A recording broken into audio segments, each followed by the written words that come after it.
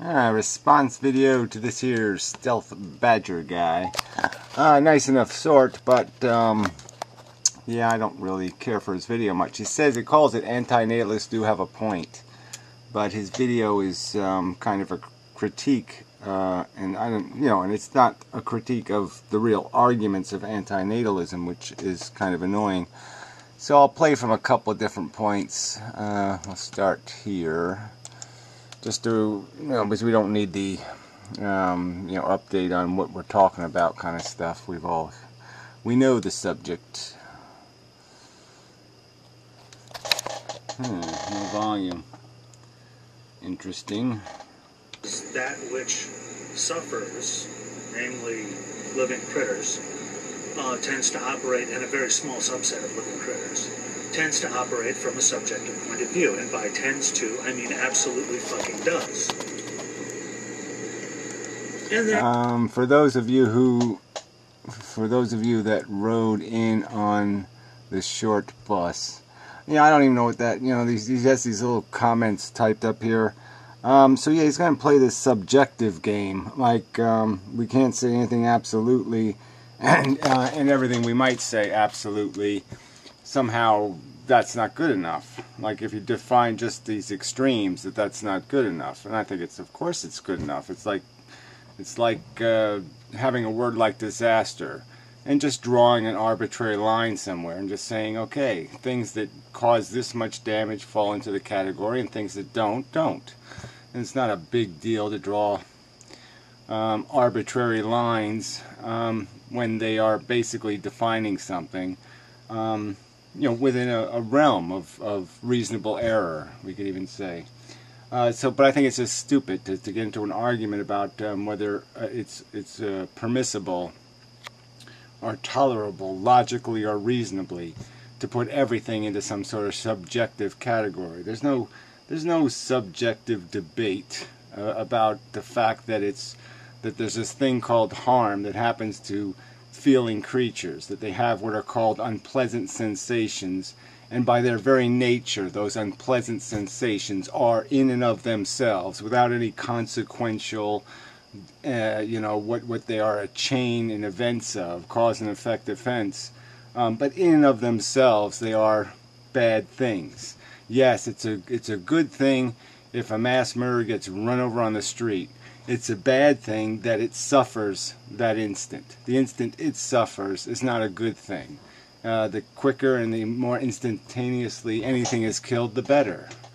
So it's just a bullshit argument that somehow it's subjective. I don't accept that argument. I don't accept that it's reasonable to think there can be any other reasonable opinion. Our whole vocabulary, our whole language, our whole understanding of everything is built out of some understanding that, yes, you don't lock human beings in concentration camps, you don't starve them to death, you don't torture them. Yeah, this is stuff that can be said quite absolutely, and it's just an insult to our intelligence to waste time arguing about, well, it's all subjective and somebody can think the experiment is worth doing.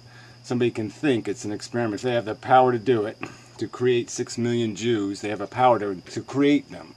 And then they have the right do any experiments they want to on them if they subjectively think there's a purpose. Fuck you. There are those who say that subjectively there is more suffering than joy in the universe. And they're not saying it subjectively, they're proposing it as a theory. Alright, and they're explaining the theory of value. And they're explaining that your perception of value, like a heroin addict, is based on your psychological perspective. And that perspective can have you totally not understanding value. That your stupid high isn't worth bashing somebody over the head with a brick to get the money to buy your stupid drug. That's an insanely stupid equation. Alright, that your high isn't worth it. And I would argue that if we could monetize human experience, all right, and put a real value, a relatively rational value, that people would pay far more to avoid the miseries of life than they would pay to secure the pleasures of life. That is to say, they would sacrifice a whole pile of pleasures to avoid certain miseries. And I defy you to make a counter argument, because it's fundamentally logical. It's fundamentally in the interest of any sentient creature, because the negatives are profoundly weightier in terms of their value substance than the trivial, often silly almost, pleasures we derive in playing the stupid life competitive game bullshit. Here's where anti-natalists have their point. I mean, if you had a kid, you know, and your kid had cancer, how many pleasures would you give up to spare your child that suffering? Get real, fucker. So now you're saying they have a point. But you can't say we have a point if you're going to throw words like subjective all over the place. There's just no point in saying there's a point when you're going to call everything subjective. Because if you look at the structure of the human brain, of the human mind, since they're really intertwined, we tend to always consider the condition we've experienced for a while as normal. And have... Okay, well, he's going to go into some of the psychology stuff, and I'm not saying it's irrelevant, but really it is... Yeah, we have to have these discussions, and we also forget the bad once it's in the past, okay? So if you had to face something happening tomorrow versus it already in your past, it's a huge difference, all right? So, yeah, once you've experienced something, you can write it off as a... Okay, it's a past expense. My life was way too expensive. I had to start over and face that again.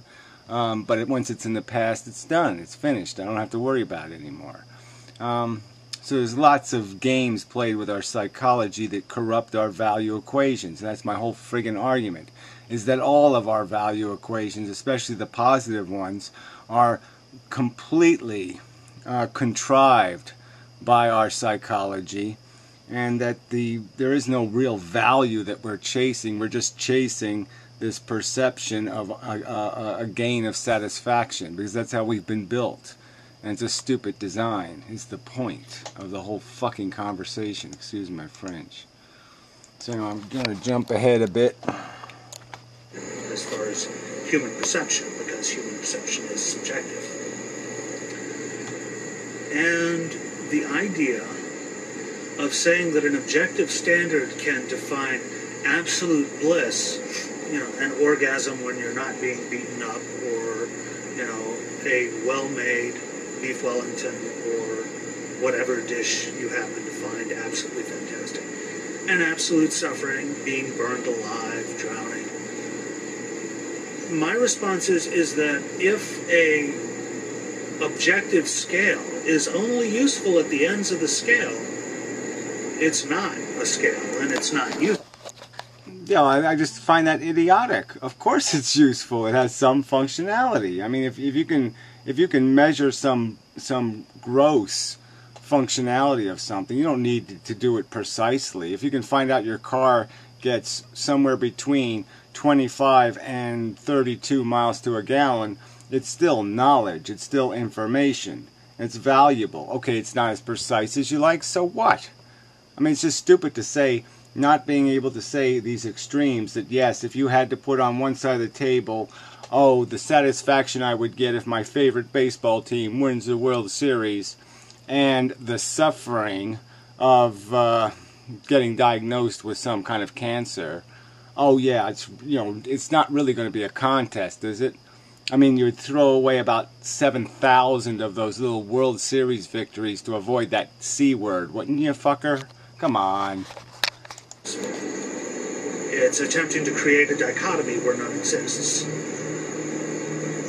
So, I don't even know what that means. A dichotomy where none exists. Well, there's this problem, okay? To live, all right, you've got to accept the fact that there's this thing called deprivation, hunger, want, need, and a potential to be harmed. That is the price you're going to pay for this want thing, this satisfaction, the thing you get when you actually gain what it is that you're chasing. So when you climb your little mountain of bullshit to get to the top because you're hungry just to put your little flag in the top of the silly mountain, yeah, there's a price to be paid for that. Not only by you personally, but by other sentients that are going to be fucked over by you in climbing your mountain. In the exploitation that your life is going to be built out of. Your comfort. Your shirt. That is my opinion. Fuck it if you don't like it.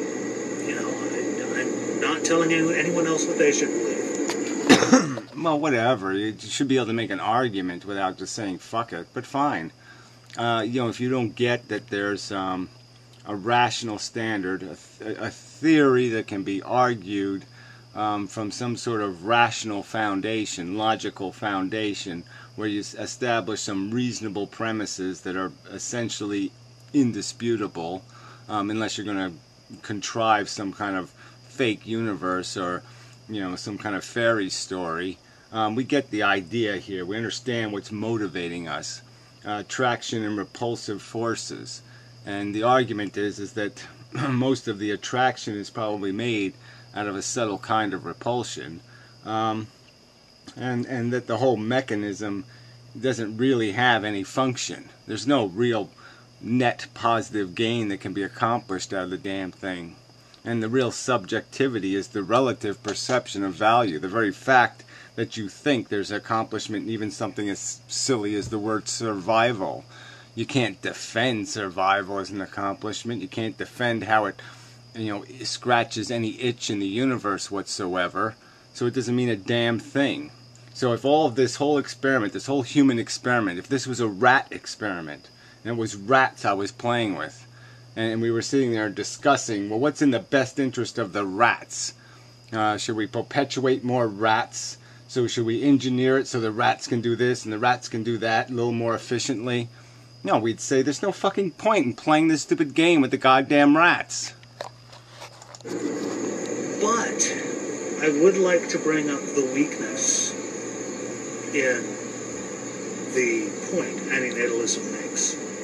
Yeah, we don't touch the two important points. The first point is the imposition point, okay? The fact that you don't play this game, you don't roll these dice, okay, with yourself, with your own interest. You're rolling them with some other sentient creature's interest. A new consciousness will come into the world, and what it's going to be is not under your control.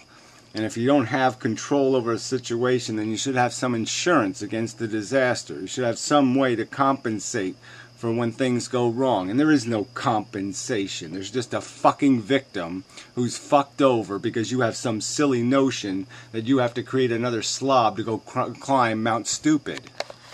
And that's the first argument. The second argument is the one about this whole value equation, that we are not functionally doing anything. There's no problem for us to solve but the problems we create by being here. By being sentient and alive and conscious, you open the door to harm. And unless you can open the door to harm with some kind of defending purpose, some sort of accomplishment besides, oh, I satisfied my hunger. Sorry, slobbered. There's no fucking point. A little bit hot. So yeah, you're not accomplishing anything. It's just bullshit. You deal with the fact that the whole fucking human race is wound up in a stupid rationalization, a justification made out of nothing. For thousands of years, it was God who said what the human race was here to do. Well, now you have to come up with something better. And to say, well, the DNA says so, is just as retarded as saying the word God. So try again. What's the function? What's the accomplishment? What can the human race produce as a productive product to justify the expense of the suffering it imposes playing the stupid game? And that is that with subjective suffering, which is, I would hazard to guess, an indication of awareness of condition, an indication that the current... Oh, you know, so now he's going to play this whole stupid game where suffering isn't suffering, but some asshole enjoys getting punched in the face so he can win, you know, strongest man award or some other bullshit. So again, he's throwing out, he's just insulting real suffering in the world. He's just, fuck the people with brain tumors, fuck people with cancer, fuck all the people doing all the, fuck Alzheimer's, fuck all the shit that happens to people, fuck car accidents, fuck broken back, fuck all this shit. I'm going to talk about silly, stupid examples where some minority of human beings derive some pleasure from getting themselves beaten up. Would you want to be one of those human beings? Would you actually want to be a human being who enjoys being humiliated and beat up, or who needs to do it to get sexual gratification? Do you want to be one of those? Is that such a superior form of human life that you would want to be that? You'd want to be something that needs to be humiliated to get off? I don't think so, asshole. Negative condition you're in will continue, and that you're helpless to do anything about it. Why do you type on fucking leaves? E.g., you are in pain and you know you can't do anything about it. Yeah, well, again, it's not just, this whole word pain keeps getting into trouble here because there's sufferings that aren't necessarily pain. I can say, if I gave you 10 years of perpetual nausea, okay, you wouldn't be in something called strictly pain, but you'd be goddamn uncomfortable. I mean, there's tedious kind of things. There's things that, there's grief, there's loneliness, there's all kinds of emotional pain, suffering, all right, that's not strictly definable as some sort of, oh yeah, just give him some morphine and it'll be all better. Or that you will never achieve the kind of satisfaction you want, or however you want to define suffering. Oh, whatever. This whole idea that you're not going to find, nobody finds the satisfaction they want. Right? People land on the fucking moon, and what do? They come back to fucking Earth, and they try to climb stupid mountains to find fucking Noah's Ark. Or they do some other kind of crazy-ass bullshit, because they're insatiable, stupid idiots. There's the people with billions of dollars, and they still can't fucking find gratification. There has to be some component of awareness to it. Because otherwise it's just pain. Well, whatever. It's just pain is a silly notion. Like that somehow doesn't matter. Like somehow when you were 7 or 6 and you had no real context for your pain, it still wasn't pain. If you were sick, you really weren't sick. I mean, come on. This is just such bullshit. Now, with awareness, I don't want to say because of awareness, but because I have no reason to believe these things are necessarily related, there came certain emotional safety valves that other critters have too, to one degree or another. Oh, safety valve is just such a silly word. All right, they're not safety valves. They're social. They're constructs of social evolution, and that's all they are. Okay, crying and laughter are constructs of social evolution. They exist because of how they affect the thing witnessing it, more than how they affect the thing enjoying it or not enjoying it. And the two biggest examples of this are laughing and crying. And in the same way we can trigger the pleasure and pain responses with fiction and drugs and things like that, we can... Right, so if you were doing this experiment on chimpanzees, right, they're conscious animals, you want to derive the most pleasure for them, so you give them drugs that make them laugh all day, you could justify doing the experiment. There'd be some fucking reason you think chimpanzees, you need another billion of them or something, so you can do this stupid fucking laughing experiment. So you can just have a billion chimpanzees laughing all day, and you'll call that a fucking accomplishment. And at the price of any suffering that might be incurred on some of them, as you stick your electrodes in their head to try to find the laughing center, you try to do this, you try to do that. So the victims don't matter, because in the end you'll have a bunch of laughing chimpanzees, and somehow that'll be an accomplishment. I mean, this is all just human-centric bullshit. If you were doing this fucking experiment on any other fucking animal, you'd be able to see how fucking ludicrous it is. Trigger the responses for laughter or tears in much the same way. So we are in the unique position of being a species that has its hands, however fumblingly and clumsily, on the controls For us. Yeah, for what? For just making us as retarded as possible. For doing exactly, to totally insult our intelligence and say, yes, let's just chase the bliss. Let's just manufacture an artificial happiness. So let's, even in the middle of a war, we can just give you the little magic pill and it'll all go away and you'll just sit and laugh and have a good time because we have controlled what we feel. I mean, this still doesn't get to any real issue. It doesn't get to any of the real suffering that is still sitting right there looking us in the face. And it's still going to be a real price for this stupid bullshit game that you're playing. That you're defending. We can alter the way we feel about pretty much anything.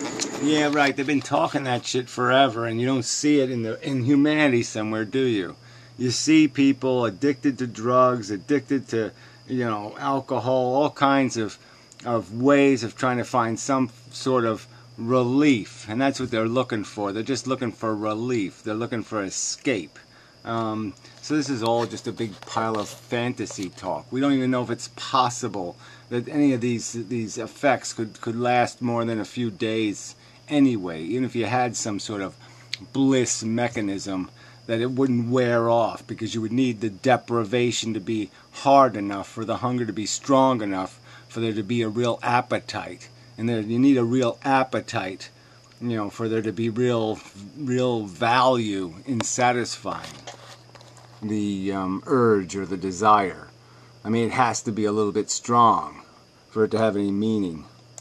Although right now it's at the stage of reprogramming a computer by tossing a handful of iron filings into one part or another at it. We are getting better at it, which is scary. So yeah, I just don't see the evidence of that. Like I said, I don't see people all that much. I don't see people taking happy pills as they go to their shitty jobs and enjoy themselves while they're at work. I don't really see any real practical solutions to the aggravations and the hostilities and the inaneness of life. I see a lot of people just walking away. I see a lot of people just rejecting every part of life because they're just fucking fed up with it and sick of it. Really, it makes it very, very difficult to say that there is more suffering, or that there necessarily will be more suffering, because... you think that's difficult? You think it's difficult to look at human psychology, 7 billion people on this planet, the prospect of a future war, catastrophic economic circumstances, all kinds of bullshit that can go on here, another kind of an AIDS virus, another kind of swine flu or bird flu or some other kind of thing that really does some real harm? Come on. This is just such fairy talk, this unicorn happy pappy. Well, it's all going to be okay because we're going to come up with some little technical fix and everything will be just fine. Suffering as we understand it now may not necessarily be. Well, it's going to be unless we get really, really, really serious about controlling the conscious experience. And that kind of control isn't going to happen in a world of 7 billion people with 7 billion agendas. All right? It's only going to happen in a world where you have a small human population all motivated to work towards a common goal. And you're not going to get that. So if you can't get that, you're not going to get to that fucking future. It isn't going to goddamn happen. And even if we could get to it, there'd still be no point in doing it. Because if it was any other animal, you were doing it too. If you were creating virtual reality for great apes, you'd say, yeah, well, maybe we'll spend $10 on it, but it's not really worth doing a whole lot of work and a whole lot of experiments and torturing a whole bunch of apes to accomplish. Why bother? It may not be something that exists for a large segment of the population. There will always be human beings who do not modify themselves and their perceptions. How do you know there will always be? See, I mean, you say these things, you say nobody can say absolutely, and then you say absolutely. And it's just, that's kind of fail. to get to your future, like I said, I mean, humans are going to have to learn how to cooperate and have a common goal. So I don't think that's necessarily true. I mean, it seems probable that some people, yeah, maybe a very tiny minority, would say, I'm not going to take aspirin. But let's say you had a miracle drug out there, a perfect miracle, perfect drug, made you live forever. I don't think there'd be too many people, made you healthy and young, let's say. I don't think there'd be too many people not taking it. Or who do not manage their tolerances, or who do become addicts, or who do get lost in escapist fiction, or who do laugh inappropriately at funerals. Isn't the whole life thing escapist fiction? I mean, what the fuck are you living for? What are you accomplishing? Absolutely nothing. It's all built on a fiction, on a fucking momentum. Everybody else is doing it, so I'll do it. And that's all it is, and it's a silly competition to climb a nothing mountain, to plant a stupid flag, and to do nothing. For nothing. So just to do it all over again. To just keep swatting spokes in a stupid wheel in a squeaky cage. I mean, fuck it. I mean, it's all fiction if you think there's something happening here that needs to happen. Although sometimes laughter at a funeral is a very healing thing, depending upon the context. Yet another notch in the suffering and really experience is subjective. Oh, again, these trite little silly examples, you know what I mean? Oh, I stubbed my toe and yeah, it hurt, but I laughed. I mean, yeah, let's use these stupid examples. So yeah, I got a diagnosis from the doctor, I got a fucking inoperable brain tumor. Ha ha ha ha ha, let's have a laugh. Fuck you. Or emotional experience is subjective.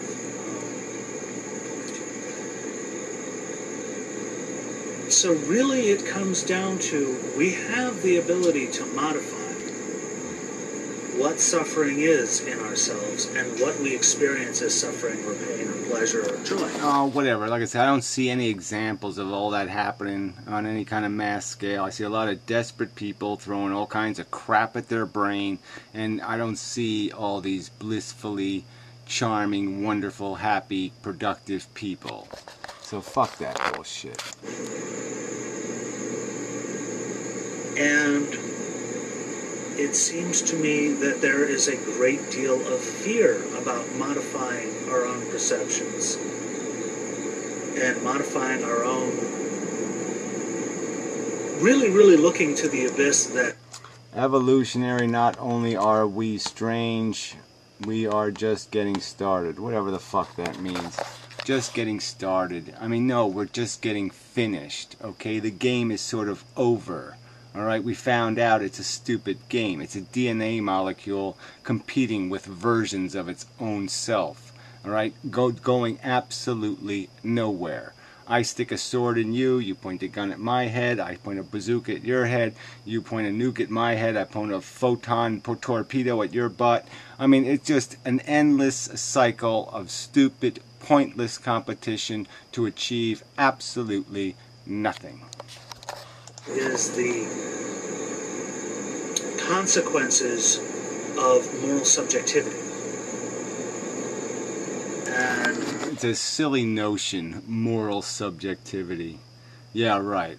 There's no right and wrong. No, we can just make it up. Suffering isn't bad, pleasure isn't good, comfort isn't good. No, I mean, we can't even be that fucking functional as an intelligence. We can't even accept something that fucking obvious. No, we have to call that subjective. Oh, fuck you. To me, it's a very liberating thing and a very, very demanding thing, because it means I have to think up why I believe what I believe. Well, why do you think, okay, we should create need that doesn't need to exist? So why don't you just answer that question? Why create a need that doesn't need to exist? Why create a needful organism that doesn't need to exist? That only subjectively, because some fucktard has a notion in their silly fucking head. Alright, that's all. It's just satisfying a notion. Explain what else it's satisfying besides an ego notion. I have to either stick to it or alter my positions when I discover I'm wrong. And it means that there is no place that is not open to question in my life. Oh, what? And you just do that forever, right? You just keep saying, well, I don't know nothing, I can't know nothing, I don't see nothing, I can't figure out nothing forever. Pfft, brilliant. No, I think we know a hell of a goddamn lot.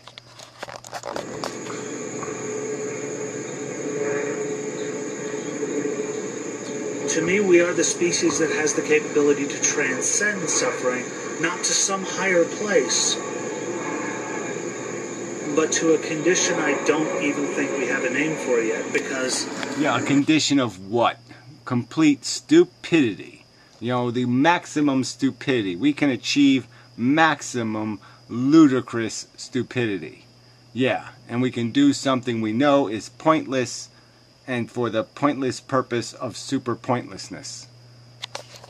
Fuck. It is not a nirvana. I suspect it's not a nirvana, and I suspect it's not hell. I suspect it's...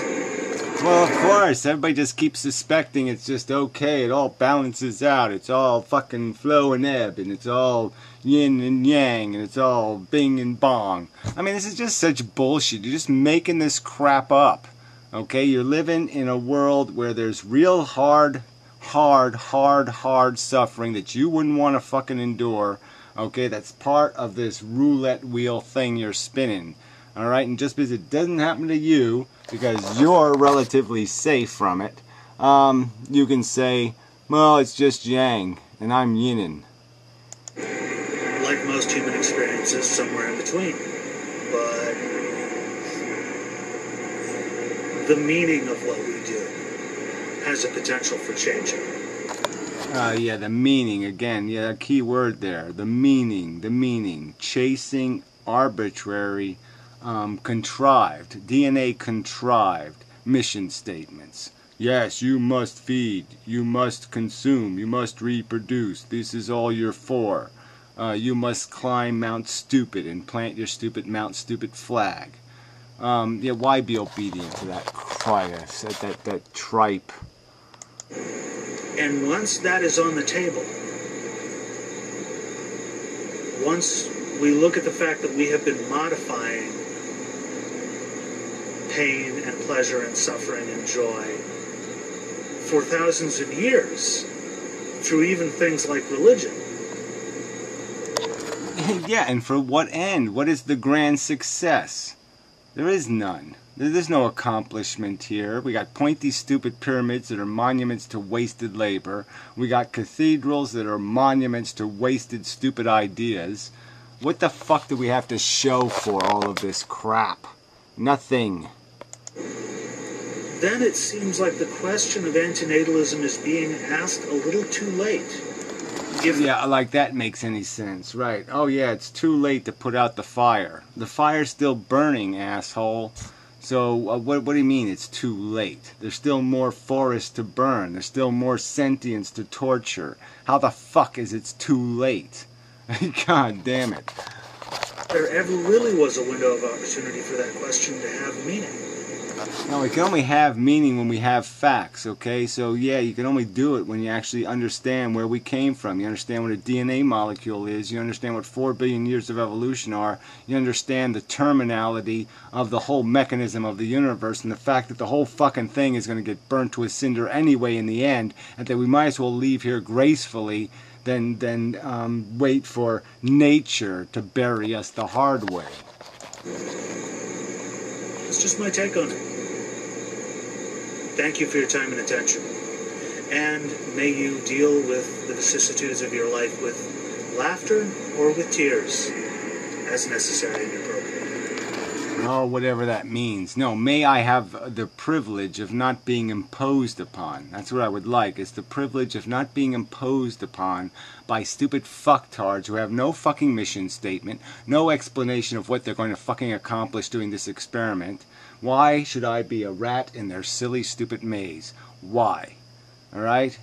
What is their justification? They want? They have to do a little better than they want. Shit. So anyway, till next time and such. Sorry, a little hostile, but I mean, these are arguments that have already been fucking goddamn made. Shouldn't have to be making them over and over again.